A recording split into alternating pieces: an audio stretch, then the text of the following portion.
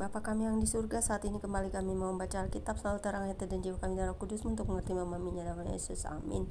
Membaca Alkitab siang hari ini terambil dari 2 Raja-Raja 16 ayat 1 hingga dengan ayat yang ke-20 dengan perikop Ahas Raja Yehuda. Terdapat juga di kitab 2 Tawari 28 ayat 1 hingga 27 yang berbunyi demikian.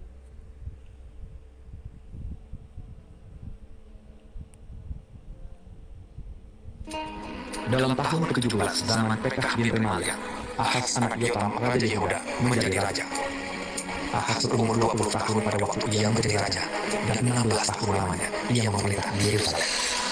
Ia tidak melakukan apa yang benar di mata Tuhan Allahnya, seperti Daud, bapa leluhurnya.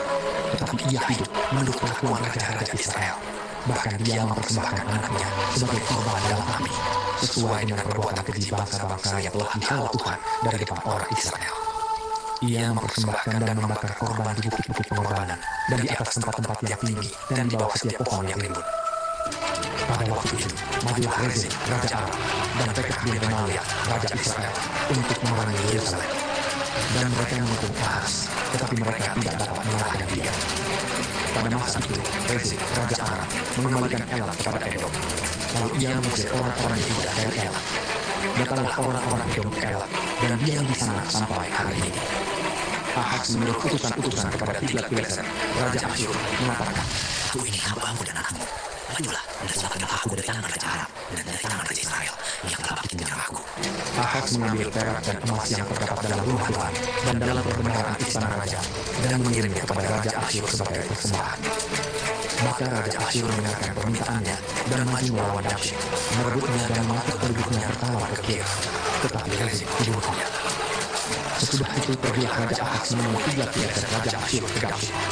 Setelah Raja Ahas melihat mezbah yang ada di Damsyik, dikirimnyalah kepada Imam Uria keturunan dan badan mezbah itu, menurut buatannya yang tepat. Lalu Imam Uria mendirikan mezbah tepat seperti keterangan yang dikirimkan Raja Ahas dari Damsyik.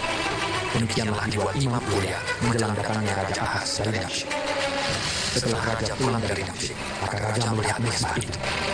Lalu mendekatlah Raja kepada mezbah itu, naik ke atasnya, membakar korban bakarannya dan korban sajiannya, mencurahkan korban curahannya di atas mezbah itu, dan menyiramkan darah korban keselamatannya kepadanya. Tetapi ia menyuruh menggeser mezbah tembaga yang ada di hadapan Tuhan dari depan rumah Tuhan, dari antara mezbah baru dengan rumah itu, dan menaruhnya di sebelah utara mezbah baru itu. Kemudian Raja Ahas memerintahkan kepada Imam Uria, "Bakarlah di atas mezbah itu, berkorban lagi, korban sajian petang, untuk korban bakaran dan korban sajian raja, lagi korban bakaran dan korban sajian dan korban curahan seluruh rakyat negeri. Dan disiramkanlah kepadanya segenap darah korban bakaran dan segenap darah korban sembelihan. Tetapi mezbah tembaga itu adalah urusanku." Lalu Imam Uria melakukan seperti yang diperintahkan Raja Ahas. Setelah itu Raja Ahas memotong papan penutup kereta penopang dan menyingkirkan bejana pembasuhan dari atasnya. Juga laut itu diturunkannya dari atas lembu tembaga yang mendukungnya dan ditaruhnya di atas alas batu. Selanjutnya demi Raja Asyur, disingkirkannya dari rumah Tuhan selalu tertutup untuk hari Sabat yang telah didirikan pada rumah Tuhan, juga pintu masuk untuk raja yang di sebelah luar.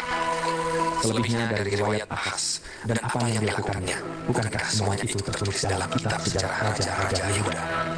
Kemudian Ahas mendapat perhentian bersama-sama dengan nenek moyangnya, dan ia dikuburkan di samping nenek moyangnya di kota Daud. Maka Hizkia, anaknya, menjadi raja menggantikan dia.